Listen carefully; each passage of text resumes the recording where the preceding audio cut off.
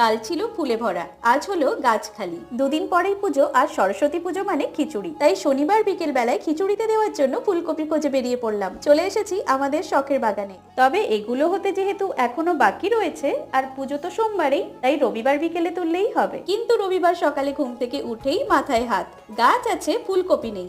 ঝটপট চশমা পরে তদন্তে নেমে পড়লাম। একটা দুটো করে মোট 6টা ফুলকপি উধাও। পুজোর জন্য ফুল না তুলে বেটারা প্রত্যেক বছরের মতো এবারেও খিচুড়ির ফুলকপি নিয়ে পালিয়েছে। ভেবেছিলাম এই বছর চোরের উপর বাটপাড়ি করে রবিবার বিকেলেই সব সবজি তুলে রেখে দেবো, কিন্তু তারা তো শনিবার রাতেই সব সাফাই করে দিয়েছে। আবার ভদ্রতা করে আমাদের জন্য একটা রেখেও গিয়েছে। বদমাইশগুলোকে খুঁজতে গিয়ে পেয়ে গেলাম এই বেটাদের। যেই না বললাম তোরা করেছিস এই কাজ, অমনি তেড়ে এলো। আমিও ভয়ে দিলাম দৌড়। ঘরে এসে বানর মহারাজকে নালিশ জানিয়ে বললাম, আচ্ছা চুরি করা কি পাপ? অমনি মহারাজ একগাল হাসি নিয়ে বললেন, আর যাই হোক না কেন, আমাদের এখানে সঠিক বিচার চাহিয়া লজ্জা দেবেন না।